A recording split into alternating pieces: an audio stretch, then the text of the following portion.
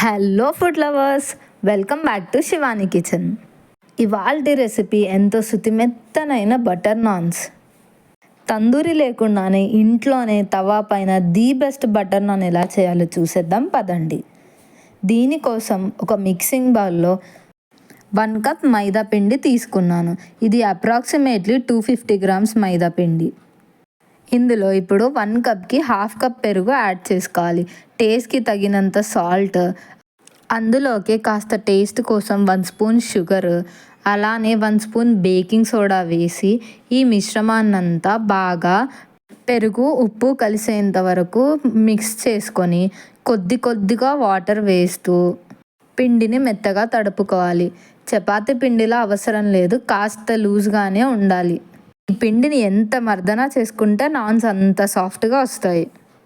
పిండి బాగా మెత్తగా కలుపుకున్న తర్వాత 1 టేబుల్ స్పూన్ నూనె వేసి మరోసారి తడుపుకోవాలి. ఇలా పిండిని 5 నుంచి 10 నిమిషాలు బాగా మర్దన చేసుకోవాలి.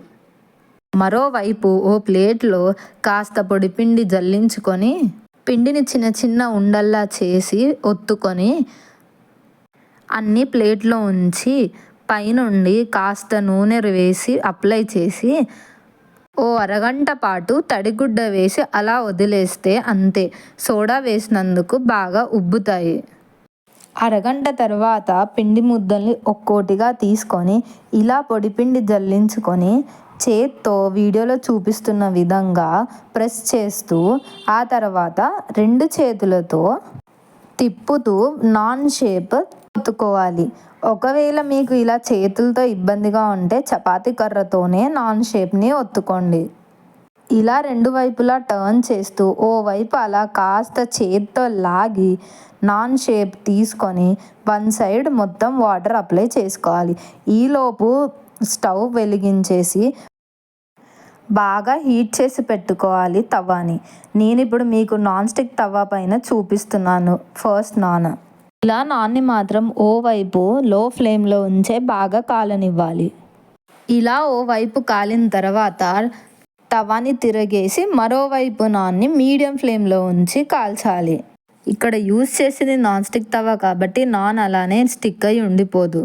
ఇలా దీని హెల్ప్ ద్వారా మరోవైపు బాగా కాల్చిన తర్వాత వేడిగా ఉన్నప్పుడే నాన్కి బటర్ని బాగా అప్లై చేసి పక్కన ఉంచుకోవడమే. ఇప్పుడు మరో నాన్ని కాల్చి చూపించడానికి మీకు నేను అల్యూమినియం తవాని బాగా హీట్ చేసి ఉంచాను.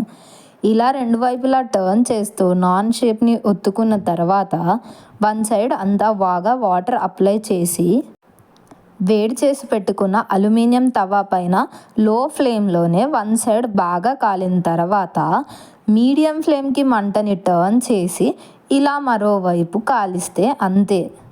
ఈ అల్యూమినియం తవా కాబట్టి స్టిక్ అయిపోయే ఉంటుంది. ఇలా మిగతా పిండినన్నీ నాన్లు చేసుకోవడమే. నేను తీసుకున్న క్వాంటిటీకి 7 బటర్ నాన్స్ అయ్యాయి నాకు.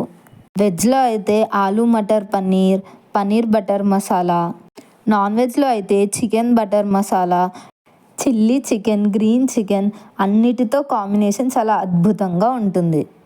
దీని కాంబినేషన్ పన్నీర్ బటర్ మసాలాని కూడా నేను మీకు ప్రీవియస్ వీడియోలో చూపించాను. దాని లింక్ కూడా డిస్క్రిప్షన్లో షేర్ చేస్తాను. ఈ రెసిపీని ట్రై చేసి మీకు ఎలా వచ్చిందో కామెంట్ చేయండి. వీడియోని లైక్ చేసి షేర్ చేయండి అండ్ అలానే సబ్స్క్రైబ్ చేసుకోండి.